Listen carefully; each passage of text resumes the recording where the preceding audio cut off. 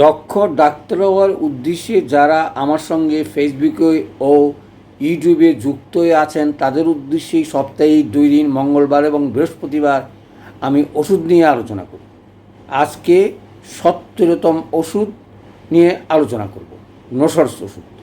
তাহলে চলে আসি ওষুধের নাম এবং উৎপত্তি জেনেই আমরা লক্ষণগুলো জানব, তারপরে আমরা প্রয়োগে চলে যাব। চলে আসি, এই যে অমূল্য সম্পদ আমাদের নসর্সের উপরে, আজকের ওষুধটির নাম হচ্ছে হিপোজেনিয়াম। তাহলে প্রশ্ন আসছে, এই নসর্সটি কোথায় থেকে তৈরি?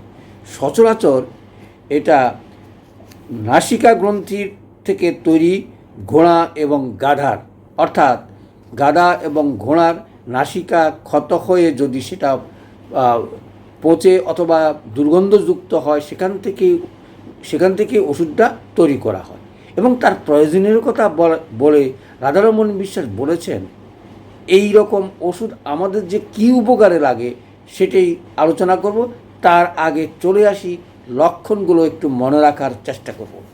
সচরাচর যেহেতু সেটা নাসিকা গ্রন্থি থেকে তৈরি এবং নাসিকার গ্রন্থির ক্ষত, হাড় ক্ষত অথবা সেখানে যদি পচে যায়, সেই জায়গা থেকে ক্ষয় হয়ে যায়, সেই জায়গা থেকেই এই লালা দিয়ে এই ক্ষত থেকেই তৈরি, সুতরাং সেটা নাসিকার উপরে সবচেয়ে বেশি কাজ। তাহলে নাসিকার কী কী? প্রথমেই যেটা, নাসিকা লাল হয়ে স্ফীত হয়ে যাওয়া, সর্দি এবং অজিনা, যেটা আমরা ক্ষত বলি, ক্ষত সৃষ্টি হওয়া, সেই সঙ্গে অনেক সময় গলার ক্ষত হয়। এই সকল লক্ষণেই আমরা এটা প্রয়োগ করতে পারি। গলার ক্ষতে অনেক সময় রক্ত মিশ্রিত শ্লেষা বের হয় এবং দুর্গন্ধযুক্ত, নাকে বলো গলায় বলো যে সকল জায়গা থেকেই এই ক্ষত হোক না কেন দুর্গন্ধ থাকতেই হবে। তারপরে ফোঁড়া মুখমণ্ডলে, অর্থাৎ অনেক সময় একটার পর একটা ফোঁড়া উঠে এবং সহজে ভালো হতে চায় না। আর ষড়যন্ত্রের কর্কশ ভাব, শ্বাসকষ্ট, বুড়োদের ব্রঙ্কাইটিস, অর্থাৎ শ্লেষা মিশ্রিত অনবরত শ্লেষা উঠে, এত শ্লেষা যে কোত্থেকে আসে সেটা বলাই যায় না। এই অর্থাৎ মৃত্যু পথযাত্রী ব্রঙ্কাইটিসের এই ওষুধটা অত্যন্ত প্রয়োজনীয়। চলে আসি, মনে হয় যেন দম বন্ধ হয়ে এসে এক্ষুনি মারা যাবে, এত কাশি বেরোয়, কিছুতেই সে নিঃশ্বাস নিতে পারে না। তারপরে যেটা বলবো সেটা হচ্ছে চর্মরোগ, অর্থাৎ যত রকমের চর্মরোগ আছে, আমরা যখন চিকিৎসা করতে পারি না তখনই এই ওষুধটার কথা চিন্তা করা উচিত, সেটা একজিমা হোক আর অন্য কোনো ক্ষতযুক্ত চর্মরোগই হোক। তারপরে শরীরে কোথাও আব অথবা মাংসপিণ্ড, যেটা আমরা ফ্যাট বডি হিসাবে বলি, সেখানেও এটার কার্যকারিতা খুব বেশি। তারপরে ব্রণ, ফোড়া, ক্ষত, যত রকমের আমরা একজিমা, দাউদ, এগুলোতে কাজ করা হয়। তাহলে চলে আসি, এই লক্ষণগুলো মনে রাখলেই আমরা এই ওষুধটা প্রয়োগ করতে পারি। কার কার সঙ্গে তুলনা করা যেতে পারে, কোন কোন ওষুধের সঙ্গে তুলনা করা যেতে? ক্যালিব্র্যাকম, সোলিনাম, বেসিলিনাম, সালফার এবং অ্যাসিড ফ্লোর, তারপরে হিপাসাল্ফ, অ্যামোনমিউর এবং সালফার, এই সকল ওষুধের সঙ্গে সেটা তুলনাযোগ্য। অর্থাৎ এই সকল ওষুধ যদি ফেল করে অথবা কোনো মায়াজম ঘটিত ওষুধও যদি আমাদের কাজ না করে, তাহলেই এই নসর্স ওষুধ হিপোজেনিয়াম ব্যবহার করতে ভুল করবেন না। অর্থাৎ লক্ষণগুলো মনে রেখেই আমরা ওষুধটা প্রয়োগ করার চেষ্টা করব। তাহলে চলে আসি, আমাদের তো কথা থাকে যে কোন কোন ওষুধে আমরা সেটা প্রয়োগ করার চেষ্টা করব। আমি শেষে রাধারমণের 2টা কেসে নিয়ে একটু আলোচনা করব, কেস টেকিং। চলে আসি, সচরাচর সেটা অজিনা, নিশ্চয়ই তোমরা নাকের ক্ষত এবং নাকের হাড় যদি ক্ষয় হয়ে যায় এবং এমন গন্ধ অনেক সময় তার কাছেই বসেই যায় না, এরকম গন্ধযুক্ত নাসিকা ক্ষতের বা নাসিকা হাড় ক্ষয়ের যত রকমের রোগ থাকুক না কেন আমরা সেটা প্রয়োগ করতে পারি।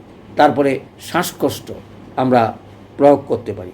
ব্রঙ্কাইটিস বৃদ্ধদের, অর্থাৎ অনেক সময় বয়স্কদের ব্রঙ্কাইটিসে এমন কফ বা শ্লেষা বেরোতে শুরু করে, কিছুতেই সে রোধ করতে পারে না, সে সকল ক্ষেত্রে আমরা এই হিপোজেনিয়াম ওষুধটি প্রয়োগ করে শান্তি দিতে পারি অথবা মৃত্যুপথযাত্রী থেকে ফেরত আনতে পারি।